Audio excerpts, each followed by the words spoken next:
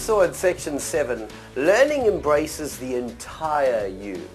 It's not only your intellect that is involved when you study, but you as an entire person. That is the reason you should make sure that the entire you is prepared if you want to learn. It entails more than you realize. If you want to study well and effectively, the following are vitally important. Get enough rest. Experiments have shown that healthy patterns of sleep and enough sleep have a positive effect on academic achievements. One experiment, for example, showed that students who slept a mere 45 minutes per night longer than the control group did much better than the control group in tests involving reasoning and logic. Have balanced meals if you want to perform well. Interesting new research shows that certain kinds of food are good for the brain and therefore your cognitive capability. Good examples are fish products, fresh fruit, vegetables, and omega-3 oils. What is of basic importance is to eat regular meals. Don't skip meals and drink enough water. The impulses in the brain move considerably slower if you are dehydrated. There is evidence that by drinking water regularly while you are learning, you make it easier for the brain to function. Therefore, you make it easier for yourself to learn.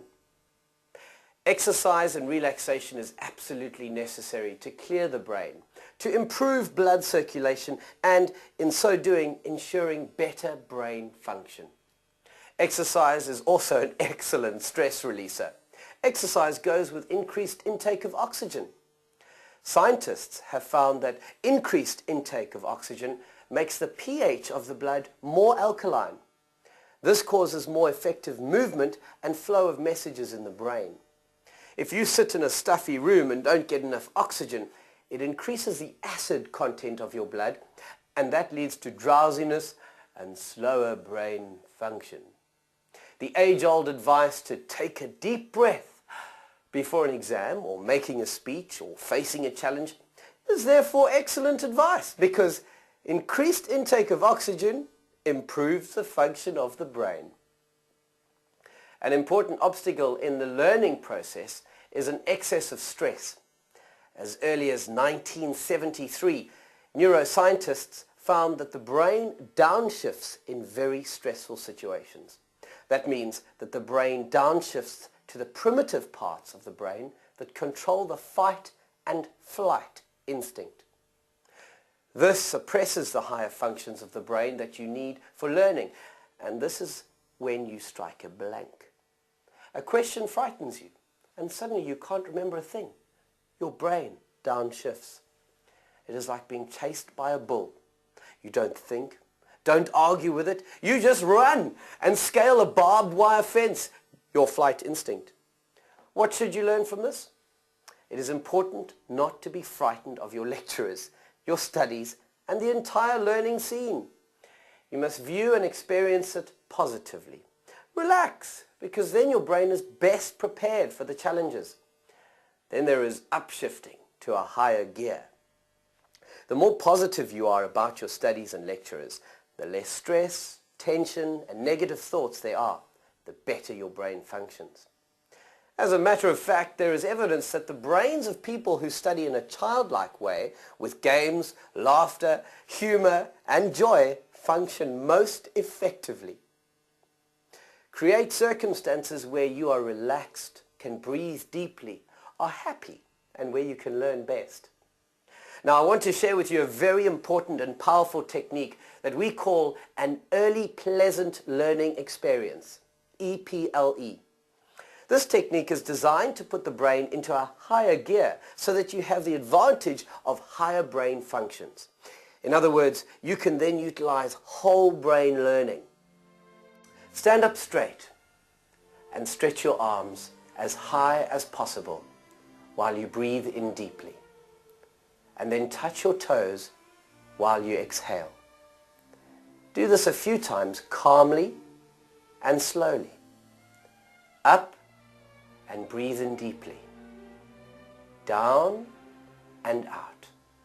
Stretch while lifting your arms and inhale deeply.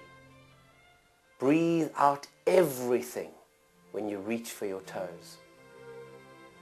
Then sit straight and comfortably on a chair and close your eyes.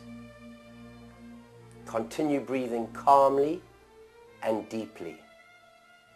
While you are sitting like that, you will find it easy to conjure up a very pleasant learning experience in your mind's eye. This could be a recent experience or one of a long time ago, even when you were small.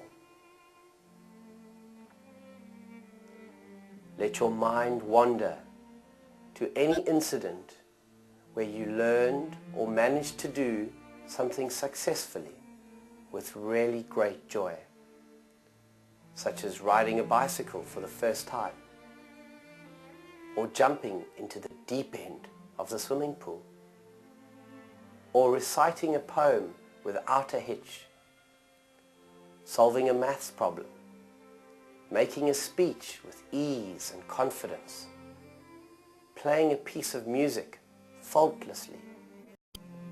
Any experience where you mastered a learning challenge. Breathe calmly and deeply, allowing your mind to wander and look for an incident where you felt especially good about yourself.